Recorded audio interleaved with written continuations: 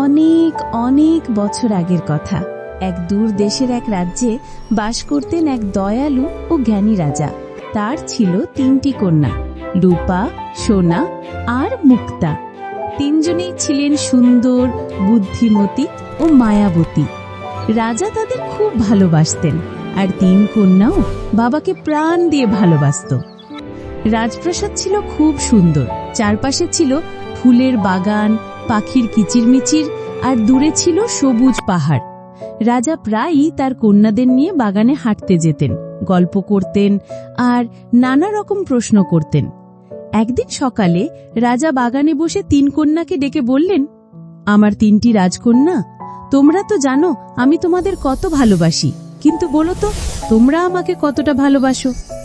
সবচেয়ে বড় মেয়ে রূপা একটু ভেবে বলল, বাবা, আমি আপনাকে পৃথিবীর সবচেয়ে দামি রত্নের মতো ভালোবাসি। যেমন হীরা, মুক্তা, রুবি, সবচেয়ে মূল্যবান রত্ন যেমন সবাই চায়, তেমনি আপনিও আমার কাছে অমূল্য। রাজা হাসলেন, বললেন, বেশ ভালো বলেছ মা। মাঝের মেয়ে সোনা বলল, বাবা, আমি আপনাকে সোনার চেয়েও বেশি ভালোবাসি। সোনা যেমন সবাই রক্ষা করে, যত্ন করে, তেমনি আপনিও আমার জীবনে সবচেয়ে বড় সম্পদ। রাজা খুশি হয়ে মাথায় হাত বুলিয়ে দিলেন। সবচেয়ে ছোট মেয়ে মুক্তা একটু চুপ করে রইল। তারপর শান্ত গলায় বলল, বাবা, আমি আপনাকে লবণের মতো ভালোবাসি। রাজা অবাক হয়ে গেলেন। লবণের মতো? মা, তুমি কি বুঝতে পারছো তুমি কি বলছো? লবণ তো খুব সাধারণ জিনিস, সবাই তো দামি জিনিসের কথা বলল, তুমি বললে লবণ। মুক্তা মাথা নিচু করে বলল, বাবা, সময় হলে আপনি বুঝবেন। রাজা কিছুটা কষ্ট পেলেন, তার মনে হলো মুক্তা হয়তো তাকে যথেষ্ট ভালোবাসে না। তিনি চুপচাপ উঠে চলে গেলেন। পরদিন রাজা সভায় বসলেন। মন্ত্রী, সেনাপতি, রাজপুরোহিত সবাই উপস্থিত। রাজা মন খারাপ করে বললেন, আমার ছোট মেয়ে মুক্তা আমাকে লবণের মতো ভালোবাসে, এটা কি কোনো ভালোবাসা? মন্ত্রী বললেন, মহারাজ, ছোট মেয়েরা অনেক সময় সরল কথা বলে, হয়তো ওর মনে কিছু আছে। কিন্তু রাজা রাগে বললেন, না, আমি চাই না আমার রাজ্যে কেউ এমন সাধারণ ভালোবাসা দেখাক। মুক্তাকে রাজ্য থেকে বের করে দাও। সেনাপতি মুক্তাকে ডেকে বললেন, রাজকন্যা, আপনাকে রাজ্য ছাড়তে হবে। মুক্তা কাঁদতে কাঁদতে রাজপ্রাসাদ ছেড়ে বেরিয়ে পড়ল। তার চোখে জল, মনে কষ্ট। সে হাঁটতে হাঁটতে অজামা পথে চলে গেল। মুক্তা অনেক দূর হেঁটে এক গভীর জঙ্গলে পৌঁছল। সেখানে সে ক্লান্ত হয়ে এক গাছের নিচে বসে পড়ল। হঠাৎ এক বৃদ্ধা এসে জিজ্ঞেস করলেন, মা, তুমি কাঁদছ কেন? মুক্তা সব কথা খুলে বলল। বৃদ্ধা মায়া ভরা কণ্ঠে বললেন, ভয় নেই মা, আমার সঙ্গে চলো। বৃদ্ধা মুক্তাকে নিজের ছোট কুঁড়ে ঘরে নিয়ে গেলেন। মুক্তা সেখানে থাকতে লাগল। সে বৃদ্ধার সঙ্গে রান্না করত, ঘর গোছাত, বাগান করত। ধীরে ধীরে মুক্তা নতুন জীবনে মানিয়ে নিল। এদিকে রাজ্যে হঠাৎ দুর্ভিক্ষ দেখা দিল। রাজ্যের নদী শুকিয়ে গেল, মাঠে ফসল হলো না।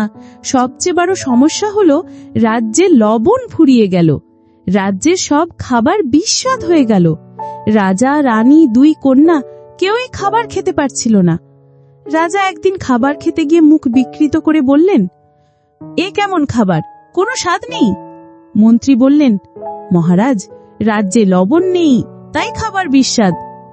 রাজা চিন্তিত হয়ে বললেন, লবণ ছাড়া কিছুই ভালো লাগে না, এতদিন বুঝিনি লবণ কত দরকারি।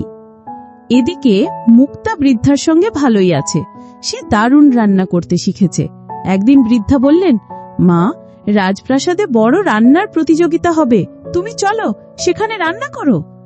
মুক্তা রাজি হলো। সে মুখোশ পরে রাজপ্রাসাদে গেল। সেখানে অনেক রাঁধুনি এসেছে। সবাই নানা রকম খাবার রান্না করছে। মুক্তা খুব যত্ন করে কিছু সাধারণ খাবার রান্না করল, কিন্তু সে খাবারে ছিল বিশেষ স্বাদ, লবণ। রাজা, 2 কন্যা, মন্ত্রী সবাই বিচারক। তারা একে একে সব খাবার চেখে দেখল, কিন্তু মুক্তার রান্না খেয়ে সবাই অবাক। এত সুস্বাদু খাবার, এতদিন পর এমন স্বাদ পেলাম, বললেন রাজা। মন্ত্রী বললেন, মহারাজ, এই খাবারে নিশ্চয়ই কোনো বিশেষ উপাদান আছে। রাজা বললেন, যে রান্না করেছে সে যেন সামনে আসে। মুক্তা মুখোশ খুলে ফেলল। সবাই চমকে উঠল, এ তো রাজকন্যা মুক্তা। রাজা ছুটে এসে মুক্তাকে জড়িয়ে ধরলেন। তার চোখে জল। মা, আমি তোমার কথা বুঝতে পারিনি। তুমি ঠিকই বলেছিলে, লবণ ছাড়া যেমন খাবার বিস্বাদ, তেমনি তোমার ভালোবাসা ছাড়া আমার জীবনও বিস্বাদ। মুক্তা বাবার বুকে মুখ লুকিয়ে বলল, বাবা, আমি আপনাকে লবণের মতো ভালোবাসি, অমূল্য কিন্তু সাধারণ। লবণ ছাড়া যেমন জীবন চলে না, তেমনি আপনার ভালোবাসা ছাড়া আমারও জীবন চলে না।